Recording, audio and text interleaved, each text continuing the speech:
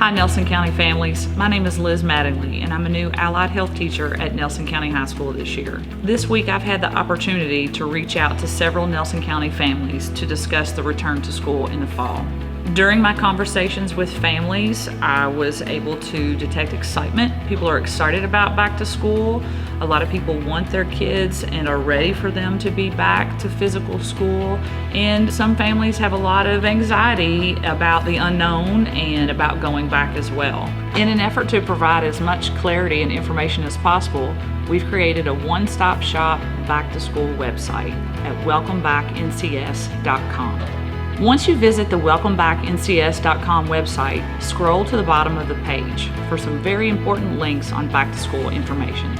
As a parent of 2 Nelson County School District children, I can understand and identify with a lot of the parents and some of the anxiety that they feel about the return to school. But I think something that we just have to remember is that there are brighter days ahead. I'm looking forward to seeing my friends and my teachers and finally being able to get out of the house.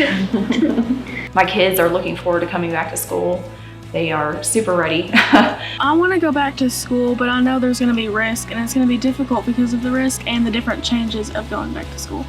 For us to have a good, safe return to school in 3 or 4 weeks, what we do now is going to impact the risk that we face when we go to school then.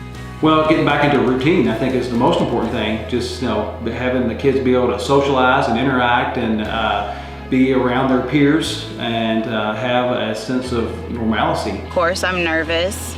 There's a little fear there, but I'm anxious for them to get back into some normalcy, if it will ever come back to normalcy. I think that it's inevitable that all of us are going to have anxiety about sending our kids to school and how that's going to turn out for the experience for them and for us and for safety reasons. But I think if all of us take on our own responsibilities and have that feeling of being responsible for other members of our school community, we have to do our part to keep each other safe.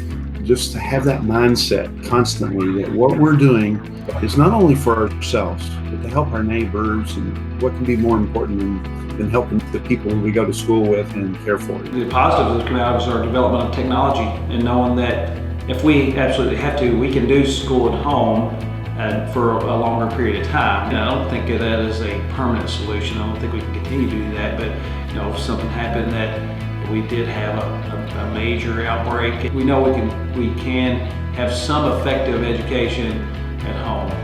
Kids these days are very hands-on from a technology standpoint.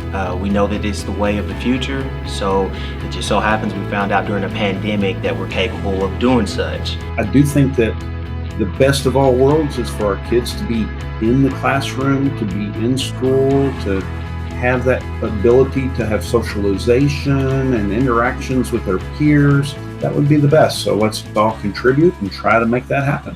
I'm a planner. I want to plan stuff. I want to have everything planned out. And I've learned through this experience that the best laid plans don't always work out. There's a lot, I think, as adults we can learn from kids, that we get so wrapped up in worrying about things that we don't necessarily even have control over, that we lose sight of the big picture, and that is making sure that our kids grow up with a quality education. I'm a strong believer in public education. I believe it is the great equalizer, and I think having that opportunity for everybody to partake in education is very important. I think it's important not to be scared, but to be prepared. Read, learn, find out what's going on, and just follow the recommendations and be assured that people are looking out for you. We have to move forward. We have to look toward the future, and we have to anchor ourselves in hope on the horizon, because what's here and now is not the future.